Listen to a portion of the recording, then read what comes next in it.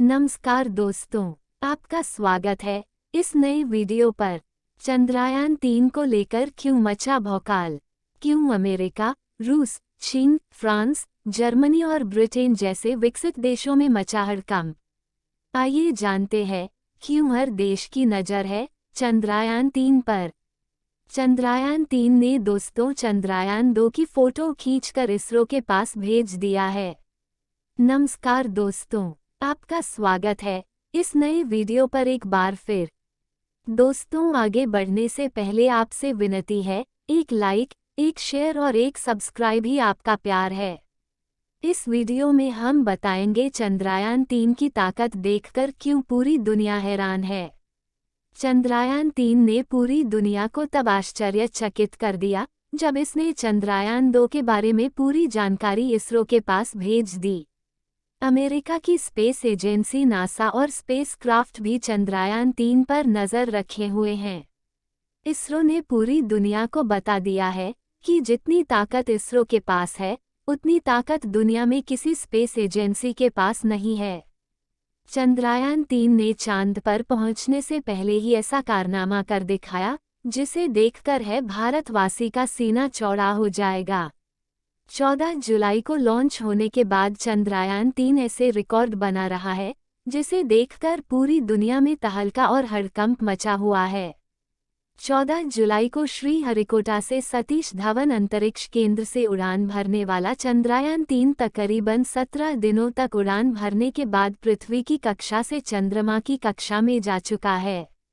जब इसे पृथ्वी से चंद्रमा के तरफ भेजा गया तब इसकी गति तकरीबन 1 लाख किलोमीटर प्रति घंटा रखी गई। आपको बता दें कि और कुछ दिनों के बाद यानी 23 अगस्त को चंद्रयान-3 चंद्रमा पर सॉफ्ट लैंडिंग करेगा। आपको जानकारी के लिए बता दें कि इस बार मिशन में कोई भी ऑर्बिटर नहीं है, क्योंकि जो ऑर्बिटर चंद्रयान-3 के साथ इसरो ने भेजी थी, वह अभी भी सही सलामत काम कर रहा है और वह आने वाले 10 वर्षों तक ऐसे ही काम करता रहेगा। चंद्रयान-3 चंद्रमा की कक्षा में जाने के बाद ये स्वचालित पहले वाले ऑर्बिटर से जुड़ जाएगा। इससे पहले चंद्रमा के बारे में कुछ जानकारियां देते हैं। चंद्रमा पृथ्वी का एकमात्र प्राकृतिक उपग्रह है। ये पृथ्वी के आकार का लगभग 1/4 और द्रव्यमान का 1/6 भाग है। ये सौर मंडल का 5वां सबसे विशाल प्राकृतिक उपग्रह है। ये खुद से नहीं चमकता बल्कि यह तो सूर्य के प्रकाश से प्रकाशित होता है। चंद्रमा पृथ्वी की परिक्रमा लगभग 28 दिनों में तय करता है और अपने अक्ष पर घूमने के लिए भी उतना ही समय लगता है। यही कारण है कि हमें चंद्रमा का केवल एक ही हिस्सा देख पाते हैं और दूसरा हिस्सा छिपा रहता है, जिसे डार्क साइड कहा जाता है। चंद्रमा की सतह धूल, मिट्टी और चट्टान से भरी हुई है। चांद पर कोई वातावरण नहीं है। चांद की सतह पर बिखरे कांच के मोतियों के भीतर पानी है। चांद की सतह पर कई प्रकार के गड्ढे हैं, जो कि उल्का पिंडों की टक्कर से बने हैं। चंद्रमा पर कुछ पहाड़ भी है, जिनमें से कुछ की ऊंचाई लगभग 11,000 मीटर तक है। चंद्रमा पर गुरुत्वाकर्षण पृथ्वी के गुरुत्वाकर्षण का 1/6 भाग होता है। इसका मतलब यह है कि पृथ्वी पर आपका वजन अगर 60 किलो है, तो चंद्रमा पर आपका वजन केवल 10 किलोग्राम होगा। इसलिए यहाँ इंसान उड़ते हुए चलता है। चंद्रमा पर कोई मौसम नहीं है। इसका कारण यह है कि वहाँ पर कोई वातावरण नहीं है। बिना वातावरण के सूर्य और अंतरिक्ष से आने वाली गर्मी और ठंड को चंद्रमा की सतह पर संरक्षित नहीं किया जा सकता है। इसलिए यहाँ पर दिन में बहुत अधिक गर्मी और रात में बहुत अधिक ठंड पड़ती है। अब बात करते हैं चंद्रयान-3 की। चंद्रयान-3 चंद्रमा के दक्षिणी ध्रुव पर सॉफ्ट लैंडिंग करने के बाद चंद्रयान-3 का रोवर चांद की सतह पर भयानक गड्ढों और चांद पर पानी की मौजूदगी का राज खोलने वाला है।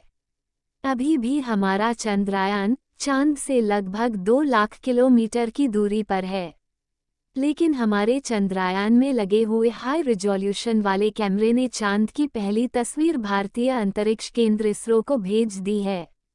इस बार चंद्रयान में 19 से ज़्यादा हाई रिजोल्यूशन वाले कैमरे और 240 से अधिक सेंसर और 4 पैलेट लगे हुए हैं, जिसको इसे सही रास्ते पर लेकर जाता है और आने वाले किसी भी खतरे को पूर्वानुमान लगाकर हमारे चंद्रयान 3 को चांद पर पहुंचाने में मदद करेगा।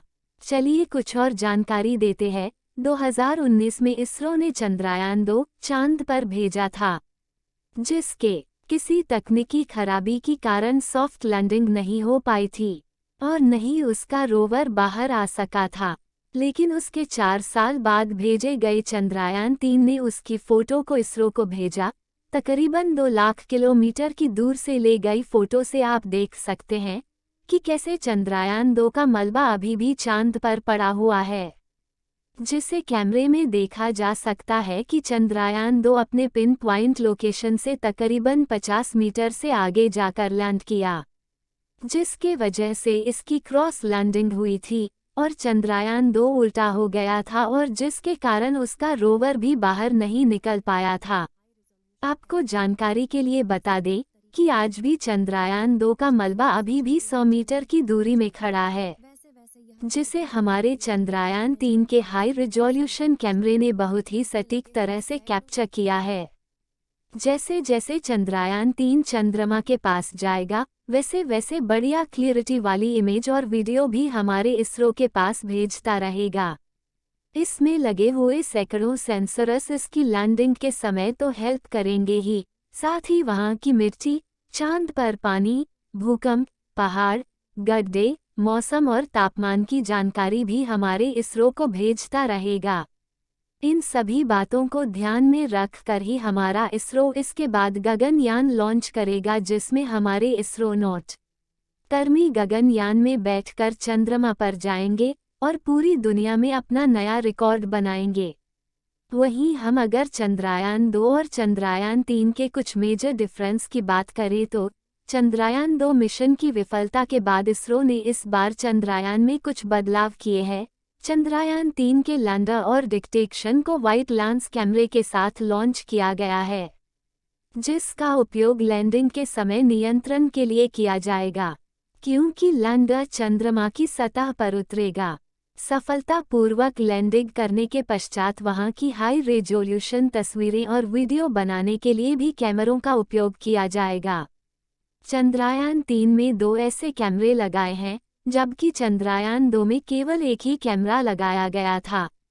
चंद्रयान 2 के ऑर्बिटर को प्रभावशाली उपकरणों यूची के साथ लॉन्च किया गया था, जो अभी भी चंद्रमा की कक्षा में काम कर रहा है।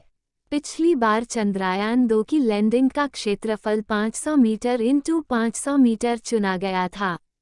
इसरो विक्रम लैंडर को मध्य में उतारना चाहता था, जिसकी कुछ सीमाएं थी। इस बार लैंडिंग का क्षेत्रफल 4 किलोमीटर × 2.5 किलोमीटर रखा गया है, यानी इतने बड़े क्षेत्रफल में चंद्रयान 3 का विक्रम लैंडर उतर सकता है। आपको बता दें कि अब की बार इसमें ऑटोमेटिक सेंसर भी लगाए गए हैं, जिससे अब की बार इसकी सॉफ्ट लैंडिंग होना निश्चित है। इसरो के अनुमानित समय के अनुसार चंद्रयान 3 की लैंडिंग तकरीबन 23 अगस्त को होगी। इस बार भारत दोबारा चांद की सतह पर लैंडिंग का प्रयास कर रहा है। बहुत सी ऐसी जगह है जहां पर अब तक किसी भी देश ने लैंडिंग की कोशिश तक नहीं की है और नहीं हुई। वैसे दुनिया में 11 देश हैं जिन्होंने अपने चंद्र मिशन चुना। अगर भारत का यह मिशन सफल होता है तो दक्षिणी ध्रुव पर लैंडर सॉफ्ट लैंडिंग कराने वाला पहला देश बन जाएगा और भारत की इसरो दुनिया की पहली स्पेस एजेंसी बन जाएगी। आपको बता दें कि आज के समय में इसरो दुनिया में सबसे तेजी से आगे बढ़ती हुई स्पेस एजेंसी है।